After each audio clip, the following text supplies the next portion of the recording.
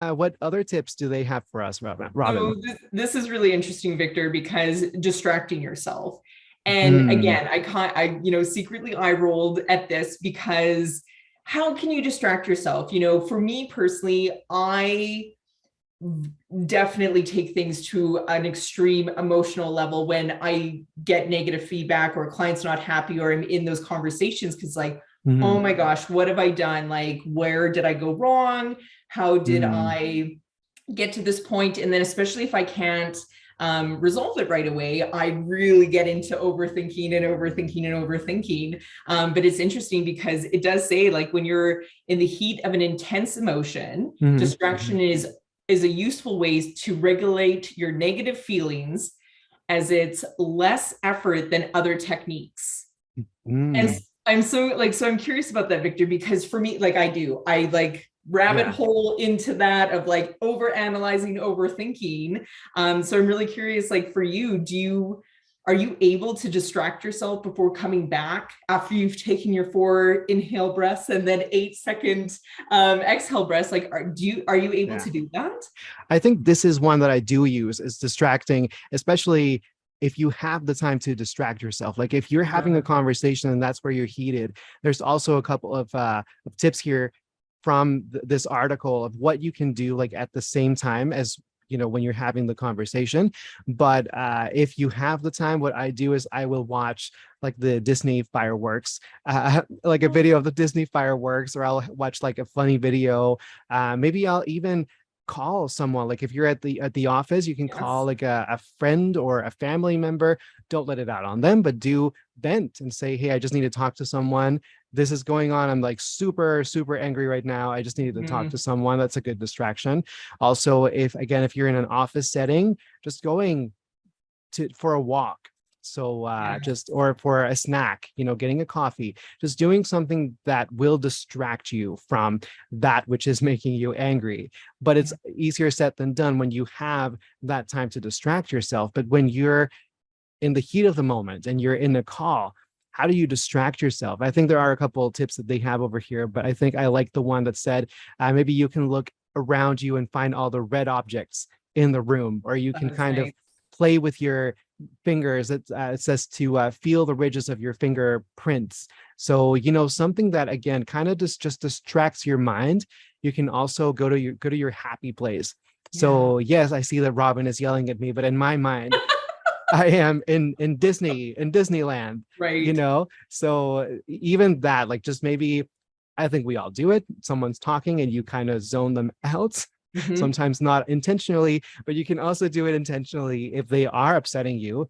You know Yeah. what? I'm gonna go to my happy place now. Yeah. That's what I'll Absolutely. do to calm down. How do you do it? Oh, interesting. And it's funny that you just say that because I realize, and I know that we've talked about this on, a previous episode. It's like what not to say, like instead of or like using the filler words. Thank you.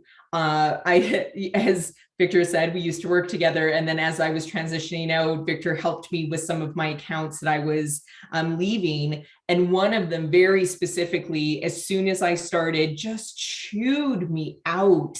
And it was Mhm. interesting because I think I was distracting myself by saying thank you for the feedback because I knew that they were upset and I knew that yes, it still had validation of what they were saying, but they absolutely could have said it in a different way. And I think Mm. I was distracting myself by just saying thank you because yes, I'm still acknowledging them, but I'm also giving myself an opportunity to not take that personally, not take that on, give myself some time to look at it. So I do appreciate, to your point, it's like, Mhm. and it's funny because as you fidget, right, you kind of move, and it's like maybe that's a distraction that we didn't Yeah, even think yeah. about. Or, definitely fidget with things. And it's so funny now that it's written and we're talking about it, it's like, wow, maybe I really am distracting myself more than I thought I was Yeah.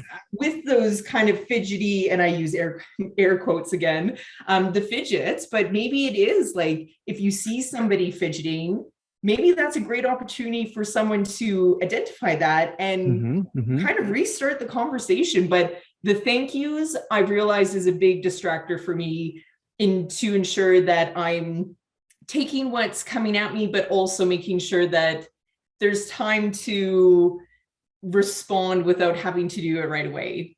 Yeah. I think the one that I go to is I understand. So Yes. maybe I don't understand, but when you tell someone that you understand, I feel like that also kind of, oh, he understands. So it helps a little bit. And I have been told that I have a tell when I am angry and I kind of supposedly I'm trying to be discreet about it. I will kind of rub the back of my head or like play with my hair a little bit in the back.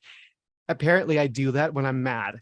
And that's what Okay. I've been told. And maybe like you said, that is me kind of distracting myself, like feeling my hair or feeling the back of my head so that I am distracted and I don't lash out at you at that Interesting. moment.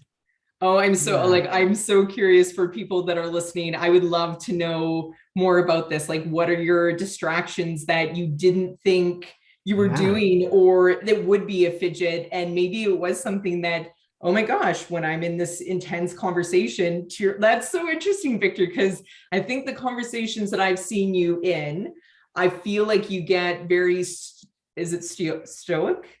I'm not going to say Uh-huh. it that right at all, but like you're just very, like you're very expressive, and I appreciate that you can tell when, like, if I'm on the right page with you or we're thinking the same thing. But when we've been in situations that I think you did need a moment, you don't give any expression whatsoever, and it's like, oh my goodness, okay.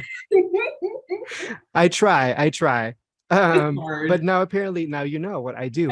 So if you see me playing with my hair, I think you know now what that We know means. what to do. Okay. And also, so have you watched the show Lie to Me? I have not, Oh, no. it's a really good show. It's a really good show. It tells you all about like the facial cues and like the hand movements, body positioning that you can read people. And one of them that I remember now, and of course, we'll show this in the snippet, but if you're listening to the podcast, if you see someone kind of rubbing their hand or their fingers like this while they're talking to you, that's Yeah. like a self-soothing.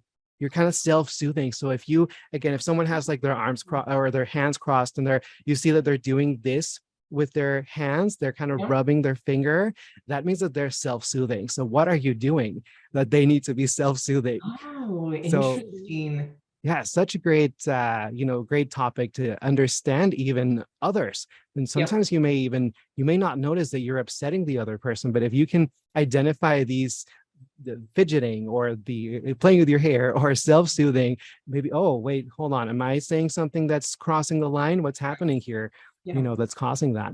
Absolutely. And I Yeah. think I've really appreciated the LinkedIn posts that I've seen you do, or the comments that you make. Like, make sure that if there is somebody on, if it is a Mm. group discussion or if it is one-on-one and you're doing most of the talking or other people are doing most of the talking, make sure that you're reaching out to that person who isn't engaged as much or isn't talking. Mhm. Because to your point, like, everybody has something to say, and whether they're, the stage doesn't feel right to them, or, it's so intimidating to speak out in a group environment, whether you're in person or virtually. But Mhm. making sure, so I agree with you, Victor. I think this is really cool in the sense that we're developing some and we're sharing some best practices on how to calm down, or just to make sure that you're okay and checking in with yourself. But then, to your point, it's like really making sure that you're looking at the other person and Mhm. engaging and Mhm. making sure that if it is the fidgety or that self kind of soothing action, then Yeah. we need to be more aware of that.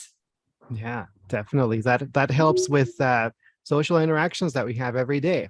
And it's Yeah. not as easy when you're in Zoom because right now you can't see my hands. I may be self-soothing, so you can't see, but you can definitely see if I go like this and I'm like, okay, so next topic. Oh, every so often we'll do jazz hands. Just to check, Let's see your are you hands. okay? Are you self-soothing or are you happy?